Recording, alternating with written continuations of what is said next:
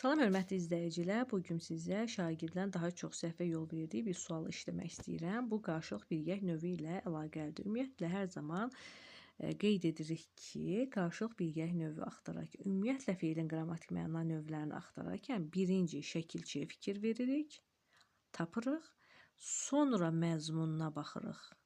Əgər uşaqlar şəkilçi yoxdursa, məzmun da yoxdur. Məzmuna baxmağa ehtiyac yoxdur. Şəkilçi yoxdursa, hansı növ olacaq uşaqlar? Təbii ki, məlum növ. İndi biz bir-bir cümlələrimizi oxuyaq. Hansı cümlələrdə qarşılıq bilgək növə aid feil işləmişdir?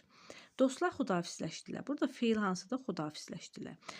Biz əgər birinci məzmununa baxsaq, bizə elə gələr ki, xudafizləşmək qarşılıqlı olur. Bəli, sağollaşırsan bir-birindən qarşılıqlıdır. Amma burada şəkilçi yoxdur. Xudafizləşmək sözündə xudafizləmək yoxdur. Şığını ayıra bilmirik. Şəkilçisi olmadığı üçün bunu çıxırıq. Yəni bu məlum növdür.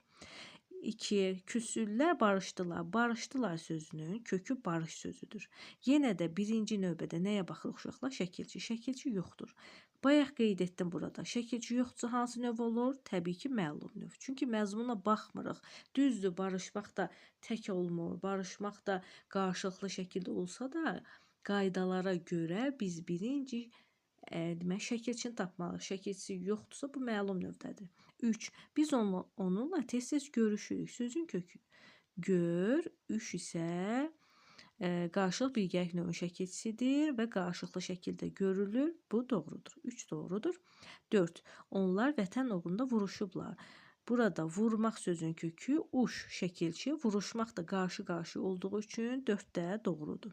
5. Qəriblə qurmuru mehribancasına salamlaşdılar. Salamlaşdılar sözündə belə təhlil edirik. Sözün kökü salam. Salamdan salamlamaq sözü var. Salamlamaqdan salamlaşmaq. Biz şəkilçini tapdıq. İndi məzmununa baxsaq, salamlaşmaq sözü də burada görülən işdə qarşı-qarşı olduğu üçün bu da qarşılıq bilgək növdədir. Ona görə 5-i də götürürük. Ona görə cavabımız nə oldu uşaqlar? 3, 4, 5.